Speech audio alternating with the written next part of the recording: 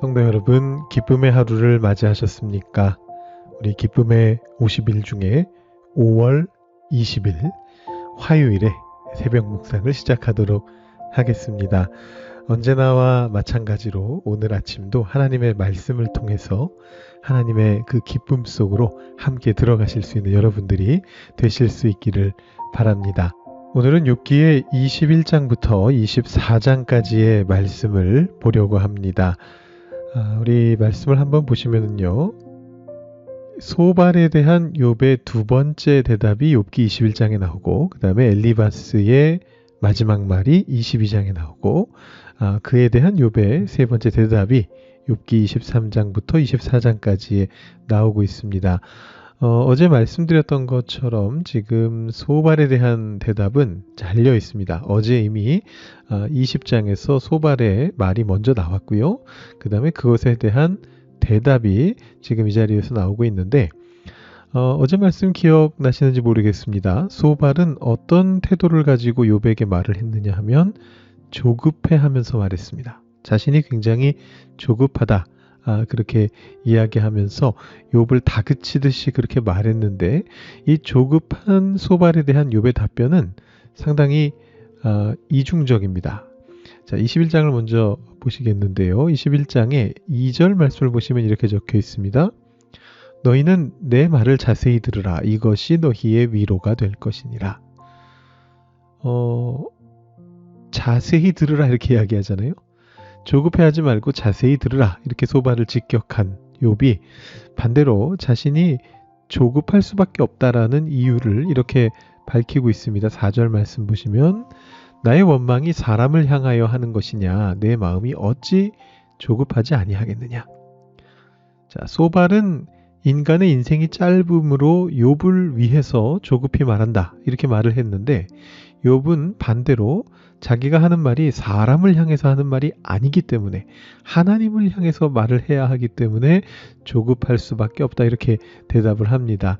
그러니까 소발의 주장을 정반대로 직격하는 것이죠. 사람의 짧은 인생 속에서 욥이 빨리 깨달음을 얻고 치료받아야 되니까 내가 조급하다. 이게 소발의 입장이었는데 이 주장에 대해서 욥은 거꾸로 사람을 대할 때는 조급해하지 말고 신중하게 그 사람의 말에 귀를 기울여라. 다만 하나님께 말할 때는 우리가 연약한 존재이기 때문에 조급해질 수밖에 없다. 이렇게 답하고 있습니다. 이렇게 조급한 소발에 대해서 그러지 말아라 라고 말하면서 시작한 욥의 대답은 전도서의 향기를 물씬 풍기고 있습니다. 소발이 이제 잠언적인 관점에서 악인은 망하게 되어 있다. 하나님이 악인을 벌하신다. 이렇게 말하는데 욥은 악인이나 선인이나 이 땅에서의 결과는 알 수 없고 죽게 되면 다 똑같이 흙에 묻히게 되지 않느냐 이렇게 말하면서 굉장히 전도서적인 관점으로 반박을 하는 내용이 21장에 쭉 나오고 있습니다. 자, 이어지는 22장과 23, 24장은 엘리바스와 욥의 세 번째 논쟁입니다. 엘리바스를 기준으로 해서는 마지막 논쟁이 됩니다. 엘리바스는 비교적 점잖게 자신의 논쟁을 끌어왔습니다만 이 세 번째 마지막 논쟁에 이르게 되자 넘겨짚기와 논리 비약 등을 통해서 아주 다른 친구들과 별반 다를 것 없는 혹은 다른 친구들보다 더 심한 그런 아주 공격적인 언사를 하게 됩니다.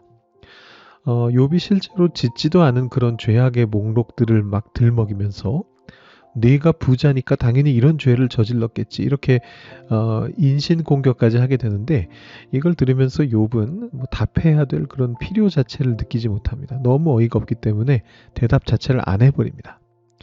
이 엘리바스가 제기한 뭐 고아들을 네가 등쳐먹지 않았느냐 이런 식의 죄악의 목록에 대해서 욥이 한참 나중에 31장에 가서야 그 마지막 변론에서 반박을 하고요.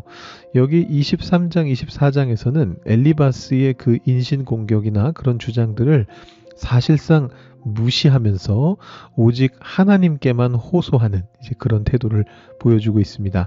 이미 욥이 13장과 19장에서 보여준 것처럼 자기 자신의 상황을 하나님의 재판정에 내놓으면서 자신은 무죄다. 무죄라고 판결해 달라 이렇게 요청하는 이제 그런 내용들인데 여러분들께서 한번 이 흐름에 따라 직접 읽어보시면서 한번 느껴보시고 욥의 심정을 느껴보시면 좋을 것 같습니다. 자, 오늘 묵상할 말씀은 이 중에서요 21장에 있는 말씀인데요. 자세히 듣는 것에 대해서 조금 더 살펴보도록 하겠습니다. 욥기 21장 2절 말씀 한 절만 제가 한번 읽어드립니다. 너희는 내 말을 자세히 들으라. 이것이 너희의 위로가 될 것이니라. 아멘. 자, 이미 앞서서 이 말이 어떻게 나왔는가를 통독 가이드에서 설명드렸습니다. 그런데 이 말씀으로 좀 더 묵상하게 된 것은 이 21장이 위로라는 말을 통해서 수미상관을 이루고 있다라는 것을 발견했기 때문입니다. 21장의 첫 절이죠. 사실상의 첫 절입니다. 왜냐하면 맨 앞에 1절에서는 욥이 말하였다 이런 얘기만 적혀 있으니까 욥의 말의 실질적인 첫 부분이 2절인데 2절 말씀에서 위로라는 단어가 나오지 않습니까? 그런데 마지막 절인 34절에도 똑같은 표현이 나옵니다. 그런데도 너희는 나를 헛되이 위로하려느냐? 너희 대답은 거짓일 뿐이니라. 이렇게 이야기를 하고 있습니다. 자, 그래서 어떻게 보면 이 21장 전체의 내용이 위로에 대한 것이다라고 볼 수가 있어요. 이 수미상관이 그런 의미거든요. 자, 그런데 이렇게 한번 비교해 놓고 보니까 2절 말씀이 뭔가 좀 이상하지 않으신가요?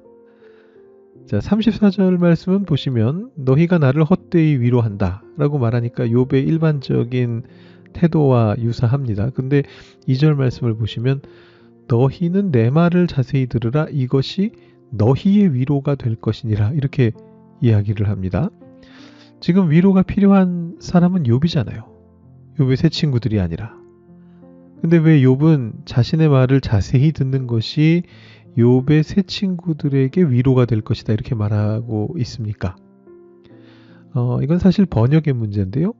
여기서 말하는 너희의 위로라는 것은 욥의 세 친구들이 위로를 받는다는 뜻이 아니고요. 그들이 욥에게 주는 위로다 이런 뜻입니다. 조금 오해가 있게 번역이 된 거고 다른 번역본을 참고해 보시면 그 의미가 이제 분명하게 드러나게 됩니다. 제가 세 가지 번역본을 한번 가져와 봤는데요. 2절 말씀. 첫 번째는 가장 최근에 번역된 새 한글 성경입니다. 이렇게 번역합니다. 내 말을 잘 들어보게. 그대들이 해줄 위로는 이런 것이라네. 이해되시죠? 무슨 말인지? 공동번역 개정판은 이렇게 번역했습니다. 내 호소를 좀 들어다오. 들어주는 것만이 위로가 되겠네. 조금 더 의역했죠.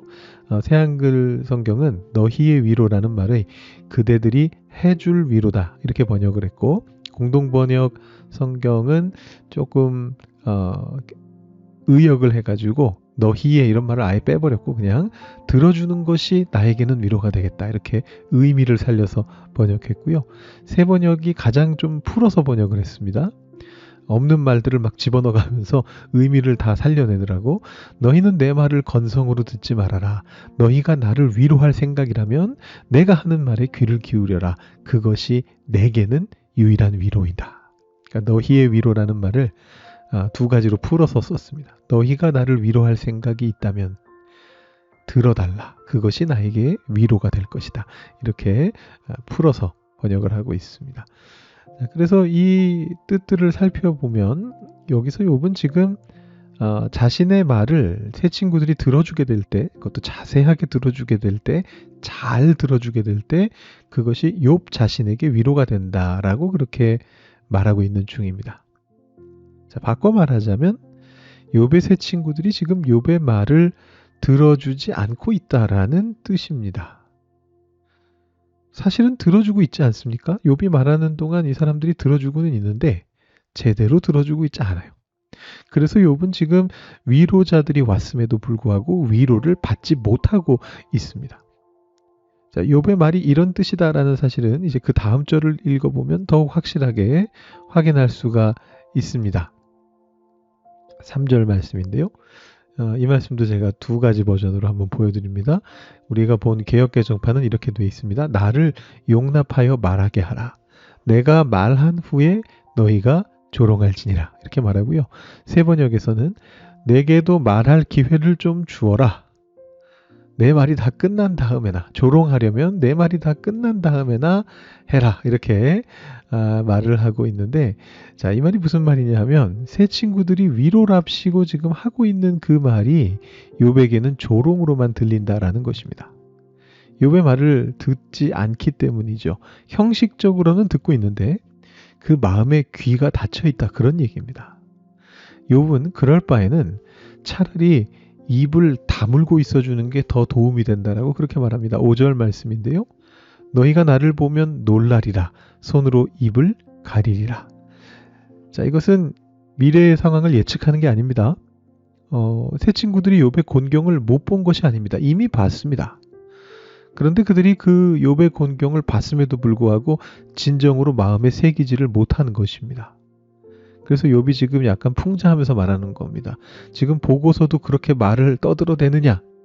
너희가 진짜 나를 봤다면 놀라겠지. 손으로 입을 가리겠지. 더 이상 말을 못하겠지. 라고 그렇게 이야기하고 있는 건데요. 지금 그 욥의 새 친구들은 마음의 귀만 닫혀 있는 게 아니고요. 마음의 눈까지도 감고 있는 겁니다. 그 곤경을 제대로 봤다면 손으로 입을 가리고 말을 멈출 것입니다. 그것이야말로 욥에게는 위로가 될 것입니다. 그런데 새 친구들이 그렇게 하지 않습니다. 오히려 더 입을 열어서 더 많은 말을 하려고 합니다. 욥은 그것이 못내 서운한 것입니다. 우리가 이 주제를 이미 한번 다룬 바가 있습니다만 다시 생각해 봐야 할 문제임이 분명합니다. 우리는 서로를 대할 때 마음의 눈을 얼마만큼 뜨고 있습니까? 마음의 귀를 얼마만큼 쫑긋 세우고 있습니까? 혹시 눈을 이렇게 개슴츠레하게 뜨고 계시거나 잠 오는 모습으로 아니면 한 귀로 듣고 한 귀로 흘리는 그런 모습으로 사람들의 말을 듣고 계시지는 않습니까? 사실 쉬운 일은 아닙니다. 주일 말씀에서 제가 인용했던 C.S. 루이스도 그렇게 말하지 않았습니까? 따분한 사람을 직접 찾아가 그 이야기를 들어주는 것보다는 그 사람을 위해서 중보기도 하는 게 훨씬 쉽다 이렇게 말했습니다. 들어주는 게 쉽지 않습니다. 그렇더라도 우리 성도들끼리는 또 우리가 우리의 가족이나 세상에 있는 어떤 이웃들에게 나아갔을 때는 다가갔을 때는 반드시 우리 마음의 눈과 귀를 열 필요가 있습니다. 자세히 들어주고 진지하게 봐주는 것입니다. 거기에서부터 공감과 위로가 시작되고요. 그것이 시작되어야 서로를 진정으로 이해할 수 있게 되고 하나님의 사랑을 흘려보낼 수 있게 됩니다. 오늘 이 욥의 주장을 다시 한번 묵상하시고 깊이 들여다보시면서 마음의 눈과 귀를 열고 사람들에게 다가가실 수 있는 여러분들이 되실 수 있기를 주님의 이름으로 축원드립니다. 우리 계속해서 묵상해 보시고 기도해 보신 후에 오늘 새벽 묵상 마무리하시기 바랍니다.